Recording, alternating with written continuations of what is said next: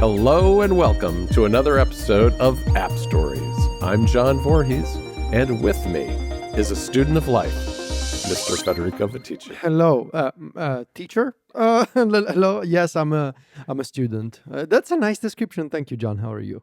Oh, that's what Stephen Hacker called you on Connected this week. So student of life. Yeah. This is a little bit like Fallout continuity thing. I'll tell you what. I keep studying life, and life keeps surprising me.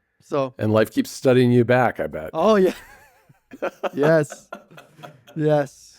What are we talking about today, John? Oh, we are talking about a topic that you brought up, which I thought is a fantastic one. It has a bit of a negative spin on it, but I'm excited to talk about it, and I think we can do it in a positive light because we're gonna talk about our tech deadlines, yes, which you described to me as, if X doesn't happen by a certain point, what are we going to do about it? Yeah. And in our kind of tech lives, our workflows, the apps we use, the hardware we use, all that stuff. And so I think that could be a lot of fun. I think we've got some good ones for everybody today. Yeah. This was my idea. And it's not like we are threatening anything. You know, it may sound like that. Oh, if this doesn't happen, I'm gonna do this. But it's more about being realistic and more about being mindful of our job, yes, and sort of reassessing, the computers we use, the tools that we use, the things that we do, and sort of being realistic about if this doesn't happen, what am I going to do? And that was right. We shouldn't, because the bottom line is we shouldn't punish ourselves by being set in our ways and continuing with something that just doesn't work anymore. There's patience, but then at some point it's just foolishness. Yeah. That's very much true, which is I'm gonna just come right out swinging with this one. He's coming in hot with this one. I think there's a real scenario in which by the end of 2025, I will be a Mac user again.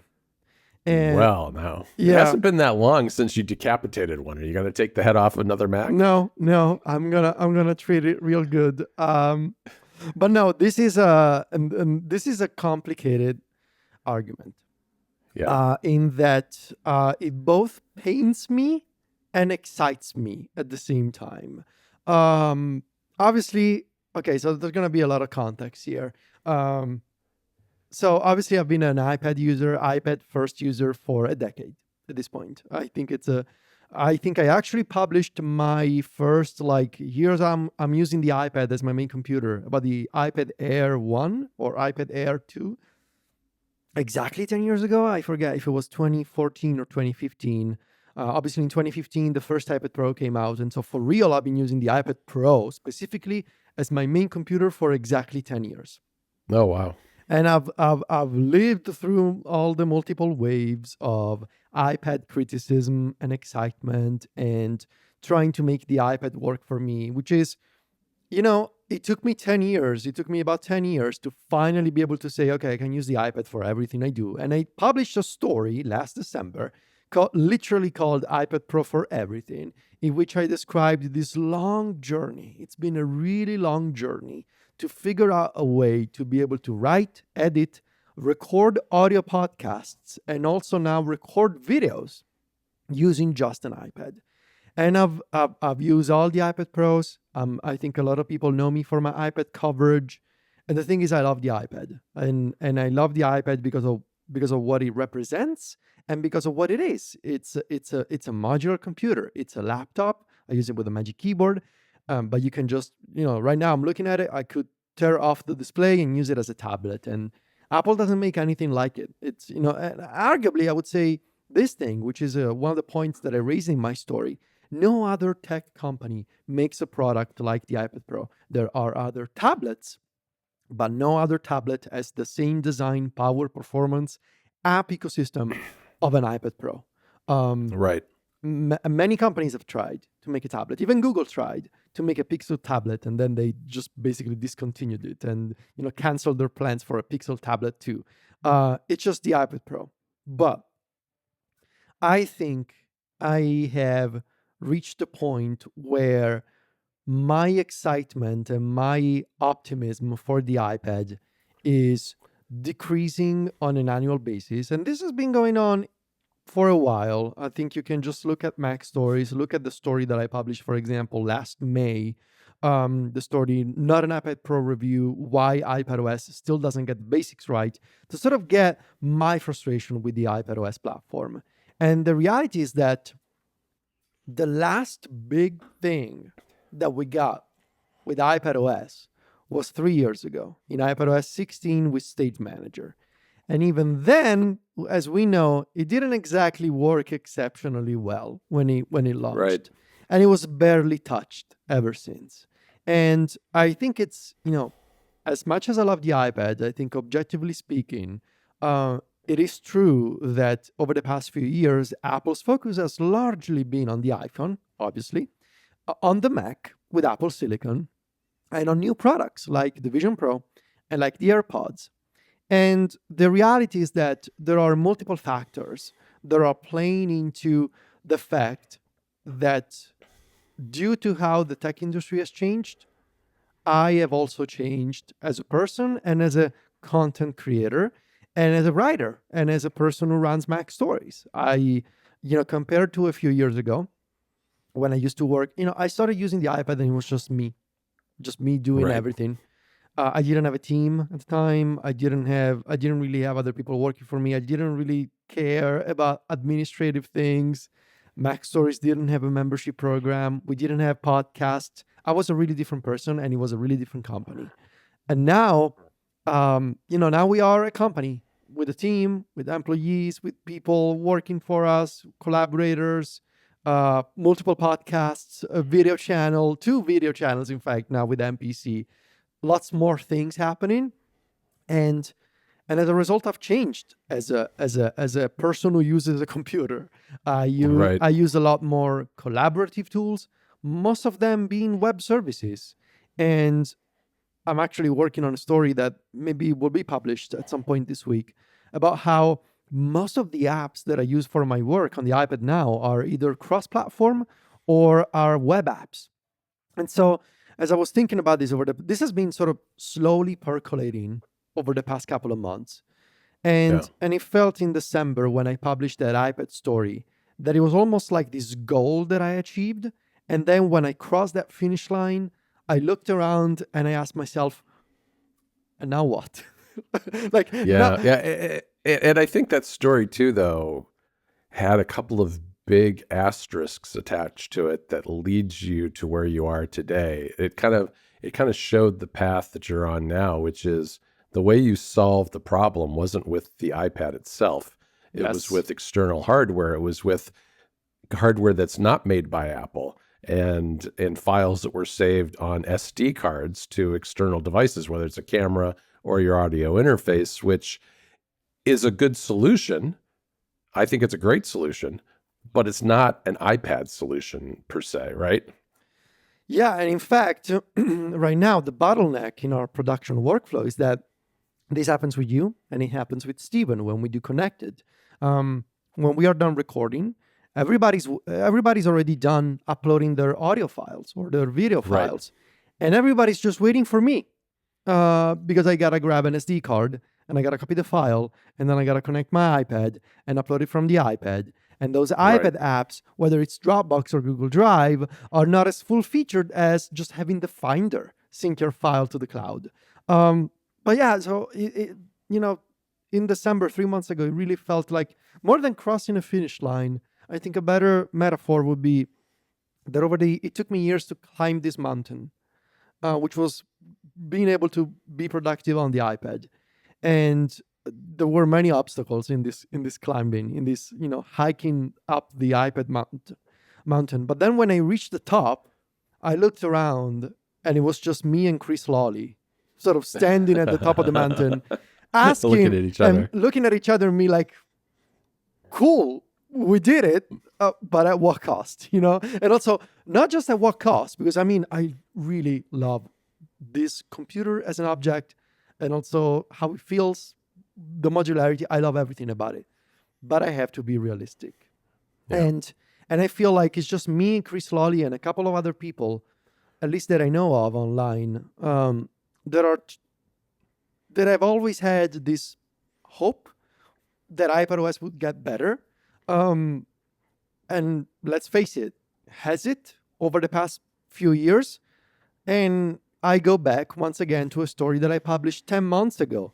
All the things that I wrote about iPadOS in May, that is 10 months ago, basically, are still true today. And this is why I'm looking at the future. It doesn't look, based on current rumors, that iPadOS 19 will have any meaningful changes, with Apple still catching up on AI and all the Apple Intelligence features. Yeah. And especially when I look ahead at 2025 and beyond and 2026, I think if the rumor is true that Apple is going to have an iPhone that can unfold into a small tablet, and maybe that's going to be my future. Maybe that's going to be my Yeah. modular. I think my desire for a modular device will be satisfied by not by a tablet that can also be a laptop, but by a phone that can also be a tablet. And Yeah, this I can see that. I had that thought this week myself when those rumors were circulated again. And I was thinking, if I had a phone that folded out into something the size of an iPad mini or, roughly that size, would I be using an iPad anymore? And I think that's a hard question to answer without actually seeing what the hardware looks like. But boy, I sure can see a world where that replaced my iPad. Yeah, and so the final thing that I will say is that I'm honestly I'm tired of and I'm jealous, like, because I want to go back to the days of Mac stories when I had an iPhone and I had a Mac and I was constantly writing about iPhone apps like I've always done, but also Mac apps. And I think Yeah. all things being equal, that you do see more web apps on iPad, on the Mac, and on PC these days that you see native apps. But all things being equal, that we're all using more web services and web apps than before. But you do see more indie apps, more utilities, whether it's menu bar apps or launchers like Raycast or AI apps. You see a lot more movement on the native app front on the Mac than you do on Yeah. iPadOS. And so my deadline, to sum up, would be, if things don't change meaningfully with iPadOS this year, and it doesn't look like they will, I think my deadline is that by this year, I probably have to become a Mac user again. And I know Yeah. that a lot of Mac Stories readers will be annoyed, but I think a lot of them will also be excited, because I'm thinking about this deadline with both sadness, but also with trepidation. Because I need that spark back. Yeah. And I don't think that it's the kind of choice that has to be all or nothing either, though. True. Because, True. I mean, I love my iPad too. I use a Mac most of the time, but I also love taking my iPad, throwing it in the keyboard and walking down to a coffee shop and doing a little email or writing a little bit there, doing that kind of stuff. I mean, that's the thing, is that I think what part of what you're describing is that your work has outgrown the iPad. The iPad hasn't kept up with you. And in the same way it hasn't kept up with you, it maybe never was the right choice for a lot of people who are on a different trajectory than your, career has been. But, the one nice thing about writing is that it's just text. And so we have the luxury of an awful big part of our job can just be done on an iPad. But it does start posing problems with some of the collaboration stuff and the big files we're dealing with video and audio, and moving those around so that you can get them to me or Steven or whoever it happens to be. All that stuff slows you down. And I know one of the things you and I have both been thinking about a lot in the beginning of the year is, how can we get a lot of that admin stuff out of our lives? We have to do it, but how can we minimize it so that it doesn't crowd out the important stuff? And, I think you're just feeling the friction there a little bit. Yeah. And plus, uh, I don't like being siloed into one role on the internet for too long. Yeah, you shouldn't be. Yeah. I don't think it's a good thing. I think in the end of the day, it's one of those double-edged swords of the internet, right? It's like, it's really nice to be known as the something guy, because then Yeah. everybody reads what you have to say and wants to know what you have to say. But if you go too far down that rabbit hole, you're stuck in it and you can never break free, and then you become irrelevant very quickly. Yeah, and also what's the expression when all you have is a hammer, everything looks like a nail? Right, I exactly. don't You want don't want to to, be yeah, Yeah, you don't want to be the guy who's like, oh, of course I can do everything on the iPad if there's really truly something that you can't. yeah. But So yeah. that's my first deadline. We'll see. We'll see. This week's episode of App Stories is brought to you by Memberful. Memberful is best-in-class membership software used by the web's biggest creators, publishers, and media companies. Its plugins integrate effortlessly with WordPress, allowing you to create a fully functional membership website for your client's business. Plus, Memberful's robust API and webhooks make extending functionality a breeze without needing complex custom code.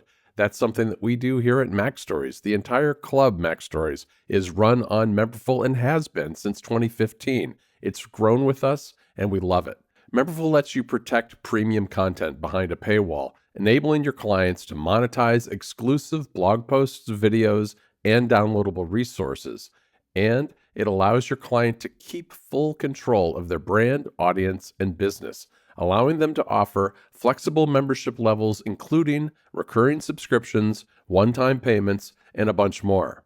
Memberful even has built-in payment processing, which is handled via Stripe, making checkout a breeze for customers and ensuring that your clients get paid on time every time. And in addition to those WordPress plugins that I mentioned, Memberful also integrates with other popular platforms, things like MailChimp for email newsletters and Discord for community building, giving your clients more ways to engage with their audience. Memberful is human first, not software first. It allows creators to monetize with a partner, not a platform. Whether you and your client are launching, growing, or switching platforms, Memberful is committed to providing exceptional support at every stage of your journey. From advice on growth strategies to troubleshooting your setup, with Memberful, you're not just getting a tech solution, you're getting a trusted partner, ready to offer personalized guidance from setup to strategy. To learn more today, visit memberful.com/appstories. It's the easy-to-use, reliable membership software. Again, that URL is memberful.com/appstories. Our thanks to Memberful for their support of App Stories. All right, well, for my first one, it's also iPad related. And I guess I'm going to back up because I've had a couple of these type of things come up recently. And so I actually want to rewind the clock a little bit before I get to my first one, which is I sort of gave myself a deadline with a task manager called Godspeed, which I think is really good. It's on the Mac, it's on iOS, it's on iPadOS, but it's first and foremost a Mac and web-based product. And they've been working really hard. It's a small team, so I'm not really knocking them, but their focus has been on the Mac. It hasn't been on iOS or iPadOS as much. And for the most part, that's okay because I do most of my task management while I'm sitting at my desk during the day in front of my Mac. And that was okay for a while. But the reality is that sometimes at the end of the day or on the weekend or something, I want to go through my task manager on my iPad or on my phone, on the couch, sitting on the couch, not sitting at my desk because I want to break free from my desk. And the iPad and the phone let me do that. I mean, of course, I have a laptop, but it's just nice to have something a little less heavy duty than the Mac, sitting on the couch and relaxing and maybe getting organized for what my upcoming week is going to be. And so I gave myself a bit of a deadline with that. And so the iOS and iPadOS apps haven't really progressed in any meaningful way since I started using it late last year. So I decided to switch to Todoist, which is a lot more solid on the iPhone and the iPad. And it's been a good choice, not just because of that, but also because of like the Kanban view, some of the filtering, some of the API stuff. There are a lot of things there. It's a very, it's an app that's been around a long time. It's established. It's not going anywhere. And I've enjoyed using it. The other one that kind of saddened me to leave behind was MimeStream. And the reason I left MimeStream behind was because there was talk that there would be a beta of an iOS version over this past summer. As far as I know, there's not a beta of MimeStream going on right now. And I just got to the point towards the end of last year where I felt like my email had become completely out of control and I couldn't deal with it anymore because I was using not just MimeStream, I was using that on the Mac because it's Mac only, but it's also Gmail only still.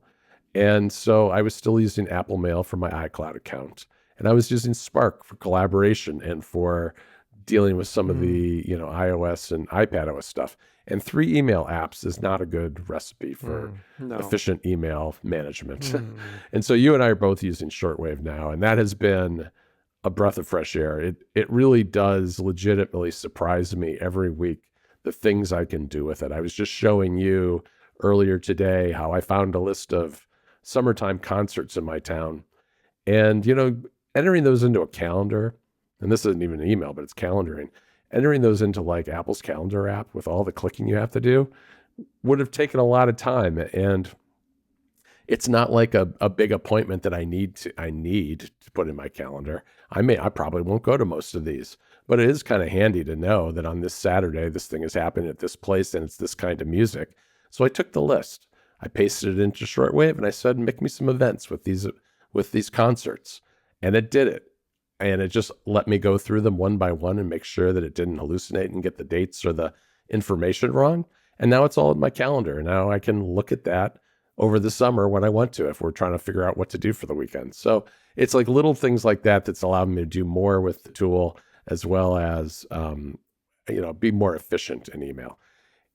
But for my first like forward-looking pick, it is iPad related. And I think that there is a good chance that if iPadOS doesn't make any significant changes, as you said in your pick, this fall, I might switch over to an Android tablet for a while and see what life is like there. Because you and I have talked on NPC about your Legion Go Ultra. Is that what it's called? Legion Tab.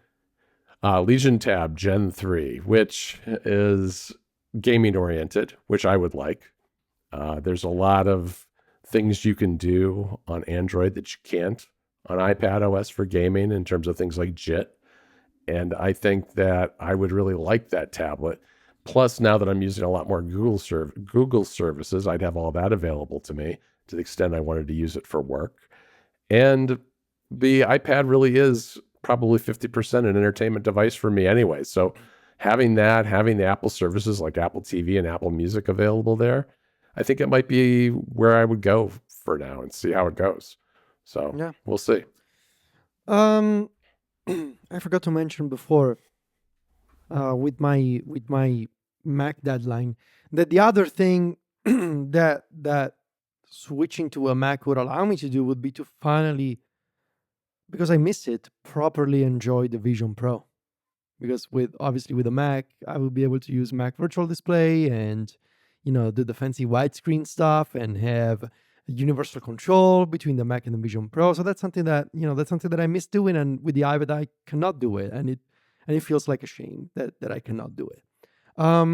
That said, my second deadline is that unless they offer at some point soon meaningful integration with apps and with third-party services, I think I'm just gonna stop paying for ChatGPT.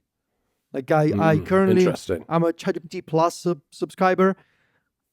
And I think between Google Gemini, which I get as part of my, Google One plan, I get Google One AI Premium.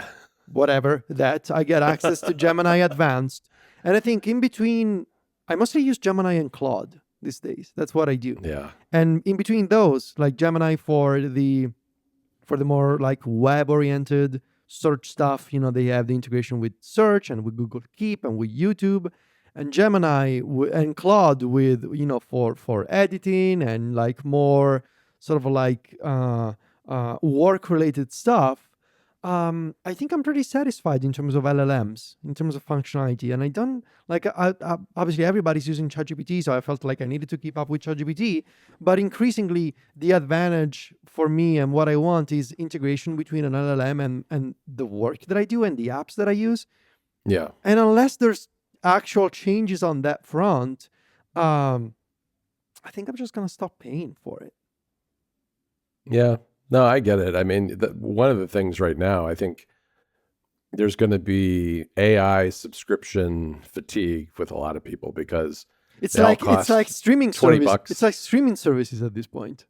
Yeah. I mean, who wants to pay like 60, 80, $100 a month for these things when, I mean, it does make sense to kind of decide which horse to ride and go with it. The thing that makes that hard, I think, though, is that everything's changing so rapidly Yes. that Yeah. as soon I mean, I kind of guarantee you that as soon as you cancel your ChatGPT, you'll be signing back up again a couple of months later because they'll come out with something that beats Gemini or Claude in some particular way that you like. But, it could be like streaming services. You're right. Just dip in and out depending on what the current flavor is, what the current feature I is. think it's actually gonna end up, at least for the foreseeable future, looking a lot like that, where you dip in and out of an AI service for like a couple of months because you need to do something for your work, and then you cancel your subscription, and then and then they make you an offer like sign up for 20% off, and you're like, okay, cool, I'll do it again, and then you cancel. Exactly like streaming services. Chris, I keep mentioning Chris Lolly a lot today. Chris made a joke on Comfort Zone a couple of episodes ago that like they were talking about streaming services, and he was mentioning like how there are like 20 different streaming services now, and he was like, look, we just made cable again. Like and it's pretty much that, actually, even with really AI is. services. Yeah. All right, I'm going to skip down to an iPhone pick. I've been thinking about this in the context of the iPhone 16e because I bought one of those, and I'll be writing about that more soon on MacStories. But one of the things I was thinking about with the 16e is that it's got Apple's first cellular modem in it that is reportedly more efficient than Qualcomm's. It uses less energy, and the fact that that phone has just one camera in it, one camera lens, allowed Apple to put it in a bigger battery. And therefore, it's got a couple of hours of more battery life than the 16, I believe it is. It's like 26 hours of battery, which is really good for a phone that size. And one of the things that I love about the Pro Max is the battery life. I really don't have to worry about the battery on my phone ever. Not I mean, anymore. unless I'm on a trip, for instance, and I'm taking a lot of video or photos and making phone calls or whatever, I don't really ever feel like I'm running down my phone in any meaningful way during the course of a day. And so I got to thinking, the thing too about the 16 Pro Max is that it really is the chunkiest big phone that Apple has ever done. And without a case, I think that it's tolerable. With a case, it really is pushing it. And I've been using that Bang case, which I like a lot, but it adds even chunky. more bulk. Yeah. Yeah, it adds even more bulk to the phone. And where I'm going with this is that if Apple brings those cellular modems to the 17 line, including the Pro models, and are able to fit in maybe more battery or just get more efficiency gains out of the radios in the 17, I could see dropping down from a Max down to a Pro size, because if I can get a Pro size phone and it gets 24 hours plus of battery life, that's no longer an issue for me. That's no longer a reason to get the Max phone. The reason to get the Max phone would still be the larger screen, but I think where I am with my phone usage these days, I am thinking a smaller phone would be something I'd do if I could get similar battery life. Interesting. I think I'm gonna be set on the 17 Pro Max. I know that I'm gonna be jealous of the 17 Air. I'm just gonna go to the Apple Store, hold it. For, the rumor is that the Max is going to be even yeah, thicker but next year. I've been burned before. I need the 5x telephoto camera. So because of the pictures of my dogs. So I'll go to the Apple Store. I'll hold the Air for 5 minutes, satisfy my need to hold a really thin iPhone, and then we'll worry about it again in 2026 with a foldable phone. Did you see some of those super thin phones that came out of Mobile World Congress from China? They were incredible. They were thinner than a pencil. They were like half of a pencil. It's this new high density battery technology that's sort of coming up now, which is really interesting. My final deadline is gaming related. And I think if by the summer we don't hear about any new interesting exclusives for my PlayStation 5, I think in the second half of the year, I'm just going to sell the thing. I just, right now, for the past few months, this console has been an Astrobot machine. Yeah. Everything else I can play on my Legion Go, I can play on my Steam Deck, or I can stream from the cloud, from Xbox or from NVIDIA GeForce Now. Do I need a PS5 for one game? Probably not. So this redundancy, unless there's like Sony comes out this summer at Summer Games Fest and they're like, here's 3 games that are coming in 2025 or early 2026 to PS5 only. Cool. Otherwise, I'm afraid this console generation has been very much multi-platform, very much all about PC gaming. And I think that's only going to continue. We've been talking about this on NPC. Go check out NPC. We are also on Patreon now with NPC XL. I do personally think that more and more it'll continue to be about PC gaming for a variety of reasons, but we'll see. But I'm giving Sony another, 4 to 6 months and see what they announce. Yeah, I could see myself not getting a console at all in the next generation. I really feel like most of my gaming is handheld now between the Switch, the Legion Go, the Steam Deck, the Android handhelds that we've been talking about on NPC. And like you said, I mean, all those big games you can do over the cloud anyway, stream them to your phone or whatever, or to your device anyway. So yeah, I'm not surprised. I could see that something like that for me as well. I think the one that I'm going to close out on sort of undercuts my iPad ultimatum, but if Apple were to support third-party plugins in Final Cut Pro for iPad, I think I would switch most of my video editing to the iPad Pro. Well, that's never going to happen. Well, they said they were going to when they introduced the app 2 years ago. They have not done it. And, there's quite a market for third-party plugins on the web for the Mac version. I only use one for any of our podcasts right now, but I'd really like that to be an option on the iPad, and it's not, so I do it on the Mac. I do other simpler videos on the iPad, but if they did have third-party support, I think I would rethink my idea about the Android tablet. I'd stick with the iPad Pro. I don't know that I'm going to upgrade from the M4 anytime soon, but it is a pretty capable machine when it comes to video editing. Yeah.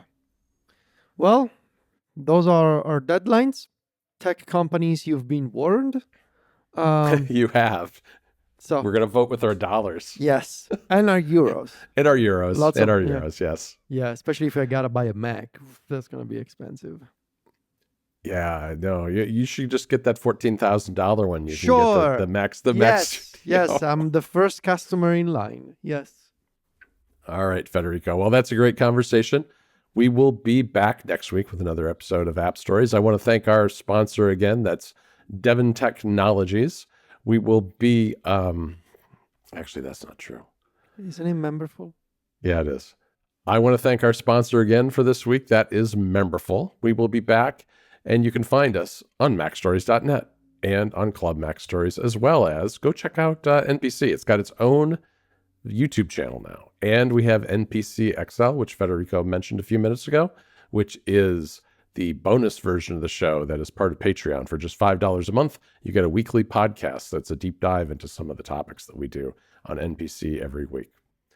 All right, Federico. Are we going to do the post show? We're going to talk about our 2025 shopping list in the almost forgot. In the App Stories Plus post show. So if you are a member of App Stories Plus, you want to stick around because we're going to talk about the things we think we are going to buy beyond the deadlines in 2025. I know. I sort of gave away one of mine, which is potentially getting an Android tablet. But yes, we have many more planned purchases. So Check out the post show, appstories.plus. And you will find us on social media where Federico is at Viticci. That's Viticci. And I'm at John Voorhees. JohnVoorhees. Talk to you next week, Federico. Ciao, John.